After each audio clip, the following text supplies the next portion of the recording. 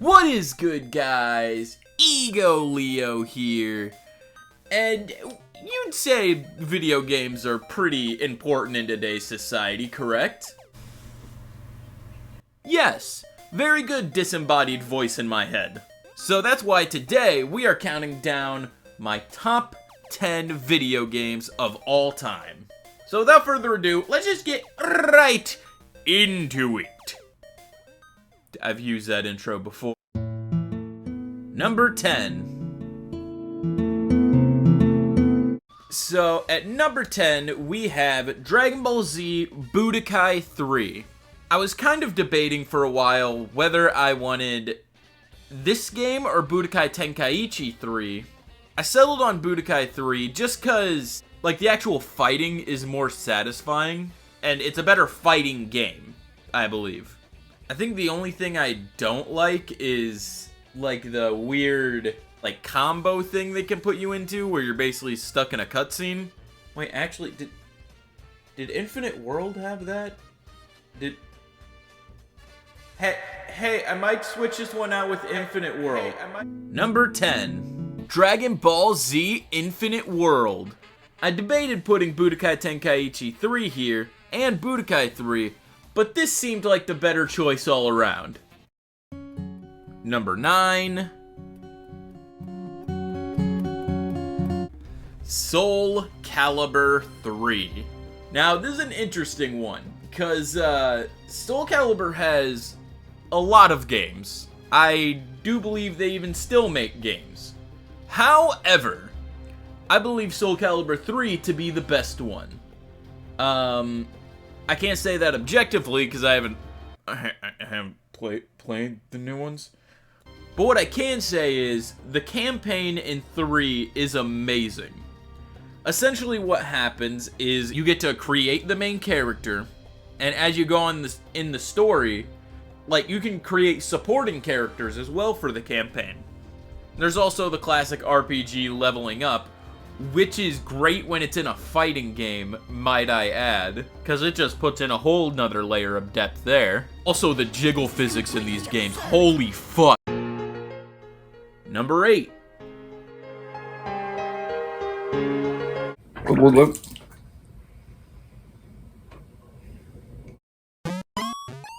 Number 7.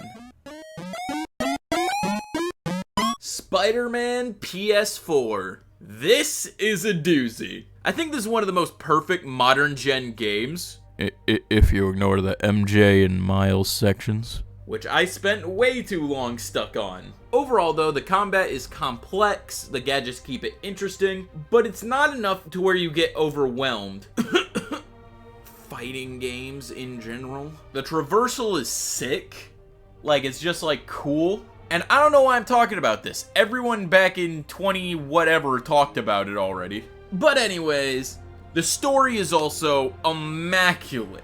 Perfect Spider-Man story. Mwah. Aside from, you know, Amazing Spider-Man 2. I still like that one. Y'all can fight me on that. But of course, I can't talk about this game without bringing up the obvious.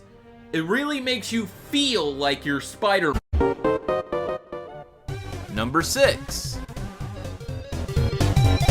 Pokemon Colosseum. Now, you guys might remember a quite mediocre video I made on this. Pokemon Colosseum, I think, is the best of the Pokemon games. Maybe not the best main series. That still goes to Soul Silver in my opinion. But this game has an amazing sense of atmosphere. It is very steampunk, run down, like, just this gorgeous looking region. Then you got your subways, you got your battle arenas, which kind of tell a story in and of themselves about the town. You got your nice battle arenas.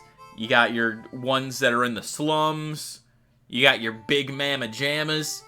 Just all around good shit. A lot of people bring up that it's very limited in terms of the Pokemon you can catch. But do you realize they give you bangers? Let me just run you through my team real quick and tell me if there's a single miss. You got Umbreon, Espeon, Typhlosion, Ampharos, Quagsire, friggin' Hitmontop. Tell me if there is a single miss in that lineup. If you cannot find a good team with the Pokemon they give you, you can fight me. I will throw hands. What is with me and fighting today? This is the second time I've threatened y'all with violence. I'm sorry, but I'll still fucking do it. Number 5. Persona 5 Royal. So this is a big one. This is a big one. For backstory, I watched my friend play a little bit of Persona 5 when I was over at his house. And I thought it looked fucking nuts. So I went to purchase it like a few months later. And I think on the first day of me buying it, I believe I pulled an all-nighter, if I'm correct. I very much did. It's a long game, but it is one where you feel invested enough to put the time in. You know, there's the whole support stuff, being able to, like, unlock all these scenes from getting closer with your allies. The RPG elements are good. It's very much a puzzle, because of how many elements the main character can use. So it's a puzzle every fight to find out what the enemy's weak to, what they resist, what straight up doesn't affect them. And it's just good combat for like a game like this. And the whole social stats and support thing feel like its own separate game almost. Not that that's a bad thing. And this is coming from someone who like just hates straight up dating sims. It like keeps it interesting enough to where it's not just a straight dating sim, right? And also, getting these supports up give you passive buffs. Certain ones give you certain, like, boost, which, like, massively change the game. And I think I should at least bring up why it's Royal instead of the original that I played way back when. It's because it added a bunch of quality of life changes, and it is also the first game I ever platinumed out of the 3 whole games I've actually platinumed. So for closing thoughts, so Ryuji, your best friend in the game, little sweetheart right here. It is a crime that you cannot date him. I will say that right now. Persona, I know you're coming out with like a mobile like thing right now. Get on it. The protagonist is a female. Make Ryuji dateable. Number 3. We have Disgaea II. This is a interesting one. I think one of the best videos I've ever made was on this particular game. So I have a lot of fond memories of this one growing up. Anyone who has watched my channel will know that. I think Disgaea in general is a very underrated series for what it is. And it's confusing because it still gets like a bunch of games.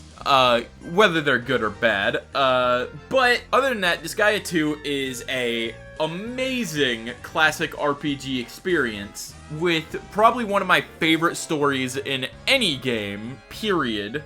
There is only 1 or 2 games that I think surpass it in straight up story.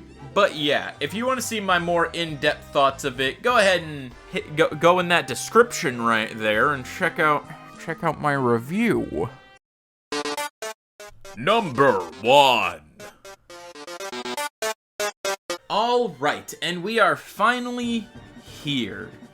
Kingdom Hearts 2. Now, this is a big one. Now, Kingdom Hearts 2, I don't believe anyone would disagree in saying it's the best out of the Kingdom Hearts series. The story is nothing less of breathtaking. The opening 2 hours alone have one of the saddest stories I've ever seen in a video game. As for gameplay, nothing less of perfection. This is, I think, where video gaming peaked, and we should have stopped here. But then, you know, Kingdom Hearts 3 came out. Woo. The gameplay is nothing less of perfection. These crazy combos that aren't too complex to do, and by not too complex, I mean you just mash X. But still, it doesn't make it any less fucking cool. Because with the magic, you could still get in depth with it, you could still spam reflect if you're that kind of guy. It's just overall a great gaming experience. the best gaming experience, I would say. And if you want to know what I think of the other Kingdom Hearts list, welcome to my top 3 Kingdom Hearts games. Number 3, Kingdom Hearts 3. Number 2, Kingdom Hearts 1. Number 1, Kingdom Hearts Union Cross.